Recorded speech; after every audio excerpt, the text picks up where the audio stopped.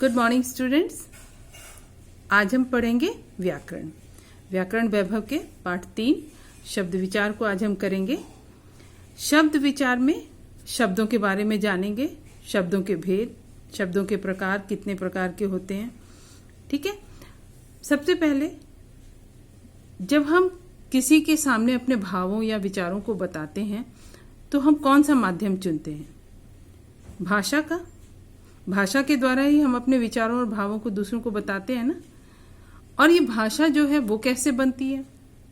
भाषा बनती है बहुत सारे वाक्यों को मिलाने से। बहुत सारे वाक्यों को सार्थक होते हैं जो वाक्य, उनको मिलाने से एक भाषा बनती है। अब वाक्य कैसे बनते हैं? वाक्य बनते हैं छोटे छोटे शब्दों को मिलाने से। शब्द जब मिलाए जाते हैं तो पूरा एक वाक्य बन जाता है। और अब शब्द किससे बनते हैं? शब्द बनते हैं छोटे छोटे वर्णों को मिलाने से। जब वर्ण मिलते हैं तब शब्द बनते हैं। तो शब्दों की रचना वर्णों के मेल से होती है। वर्णों को जब हम मिलाते हैं तो क्या बन जाते हैं? शब्द बन जाते हैं। ठीक है। यहां पर देखिए, उदाहरण देखिए। यहां है तोता, फिर है गाय और उसके बाद क्या है? मोर। ये तोता, गाय और मोर की रचना वर्णों के मेल से हुई है। वर्णों के मेल से मतलब देखो, वर्णों के मेल। तोता, तोता है ना, तो त प्लस अ प्लस ओ, सॉरी, त प्लस ओ प्लस त प्लस आ।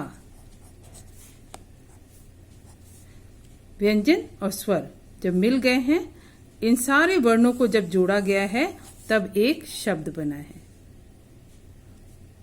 वर्णों को जोड़ने पर जब सही अर्थ वाला शब्द निकलता है तो ही वो शब्द कहलाता है।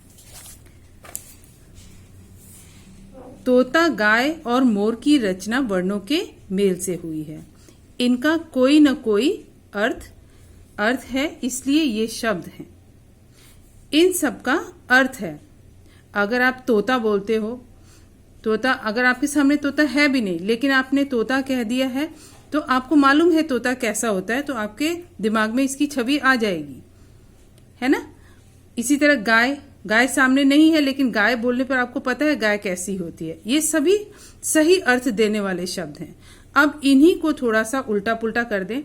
तातो, यगा, रमो, तो ये भी शब्द बन रहे हैं लेकिन शब्द अर्थ वाले नहीं हैं।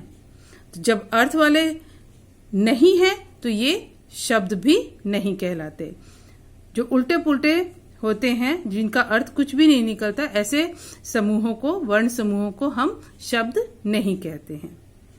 जब वर्ण उल्टे पुल्टे हों, तातो, यगा, रमो, सारे वर्ण उलट गए लेकिन कोई अर्थ नहीं आ रहा इनसे, तो ये शब्द नहीं कहलाते। ठीक है। तो परिभाषा में क्या लिखेंगे? वर्णों के सार्थक मेल को शब्द कहते हैं। जब वर्ण मिलते हैं और उनका सही अर्थ, सार्थक मतलब अर्थ के साथ सही अर्थ देने वाले जो शब्द होते हैं, उनके मेल से, वर्णों के सार्थक मेल से शब्द बनते हैं। ठीक। अब है शब्दों के प्रकार।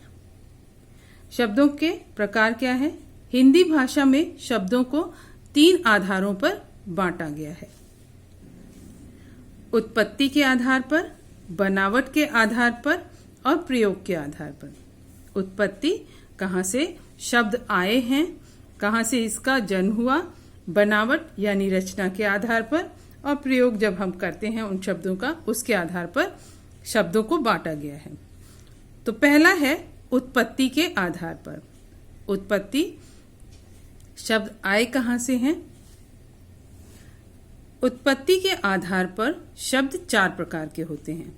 तत्सम शब्द, तद्भव शब्द, देशज शब्द और विदेशी शब्द। तत्सम शब्द क्या होते हैं? जो शब्द संस्कृत से हिंदी जो शब्द संस्कृत से हिंदी में ज्यों के त्यों एज इट इज, जैसे संस्कृत में बोले जाते हैं वो शब्द, उसी तरह वो हिंदी में बोले जाते हैं। तो ऐसे शब्द जो संस्कृत से हिंदी में ज्यों के त्यों आ गए हैं, उन शब्दों को हम कहते हैं तत्सम शब्द। संस्कृत के वे शब्द जो हिंदी भाषा में ज्यों के त्यों प्रयोग किए जाते हैं, तत्सम शब्द कहलाते हैं। सर्प, ग्राम, सूर्य, ये सारे शब्द संस्कृत के शब्दों से आए हैं। इनका प्रयोग हिंदी भाषा में हिंदी शब्दों में किया जाने लगा। तद्भव, तद्भव शब्द संस्कृत भाषा के वे शब्द जो हिंदी भाषा में कुछ बदले हुए रूप में प्रयुक्त होते हैं। मतलब जो शब्द हम संस्कृत भाषा में बोलते थे वो थोड़े कठिन लगते थे, तो उसको थोड़ा सा उसको सरल करने के लिए, उसको आसान करने के लिए दूसरे शब्द उसकी जगह बोले जाने लगे। जैसे सर्प, सर्प जल्दी नहीं, सांप बोलते हैं। सर्प तत्सम है, और जब हम तद्भव में इस शब्द को बोलते हैं तो क्या बोलते हैं? सांप बोलते हैं। तो यही बताया, संस्कृत भाषा के वे शब्द जो हिंदी भाषा में कुछ बदले हुए रूप में प्रयुक्त होते हैं, तद्भव शब्द कहलाते हैं। ठीक, समझ में आया कि जो शब्द संस्कृत भाषा में बोले जाते थे लेकिन थोड़े कठिन होने के चलते उनका सरलीकरण किया गया, यानी कि उनको आसान बनाया गया उन शब्दों को, तो वो शब्द क्या बन गए? तद्भव बन गए। जैसे तत्सम आम्र होता है, लेकिन तद्भव क्या होगा उसका? आम। अक्षी तत्सम है, लेकिन जब हम तद्भव बनाने चलेंगे तो क्या होगा? आंख। कर्ण, कर्ण का तद्भव कान। उच्च, उच्च का तद्भव ऊंचा। ठीक, यहाँ पे कुछ और उदाहरण दिए हुए हैं। जैसे तत्सम शब्द हैं दुग्ध, सर्प, हस्त, लौह, सत्य। जब हमने तद्भव रूप इसको बनाया, इसको तद्भव शब्द में बदला, तो दुग्ध का क्या हो गया? दूध।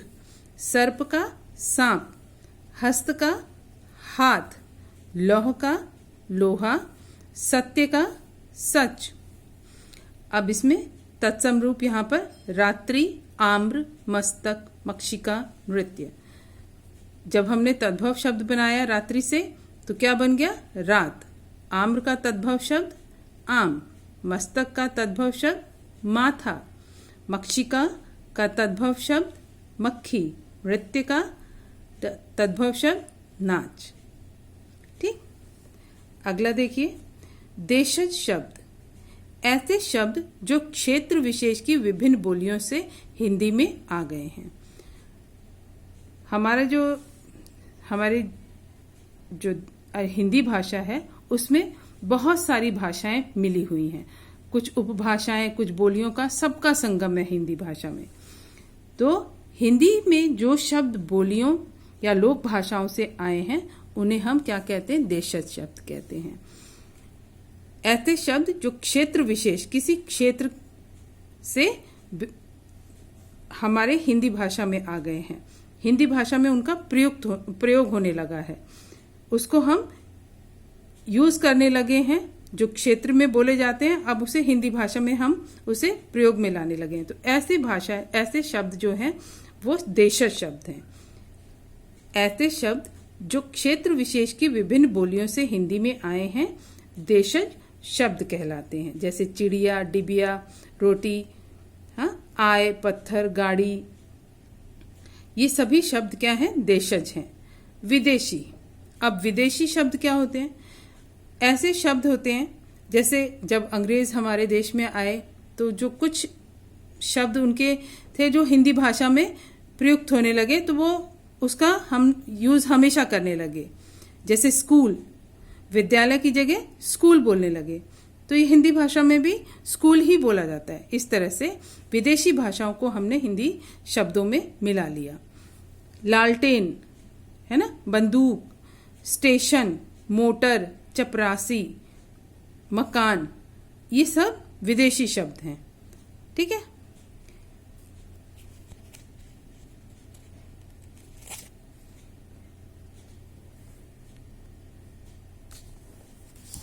अब यहाँ पर अलग अलग विदेशी शब्द दिए हैं अंग्रेजी में। अंग्रेजी के जो शब्द हैं हिंदी भाषा में आ गए हैं, इन्हें हिंदी में प्रयुक्त करने लग गए हम लोग। Doctor, college, pen, school, chocolate. Farsi के ऐसे कई शब्द हैं जो हिंदी में प्रयोग होने लग गए हैं। कागज, बाजार, आजादी, दुकान, आदमी। अरबी के शब्द हैं कमीज, जहाज, इलाज, मालिक, अमीर। तुर्की के शब्द हैं बहादुर, दरोगा, कैंची, तोप, चम्मच। और चीन के शब्द हैं, चीनी भाषा में जो बोले जाते थे, अब उन शब्दों को हम हिंदी भाषा में भी बोलते हैं। चाय, लीची, तूफान, पटाखा, पटाखा, चीकू। तो ये सारे शब्द हैं विदेशी शब्द। तो आज हम यहीं तक अपना पाठ करेंगे। अगली वीडियो में हम आगे के पाठ को पढ़ेंगे। तो जितना मैंने अभी आपको पढ़ाया है, सही उच्चारण के साथ इसे पढ़िए और समझिए।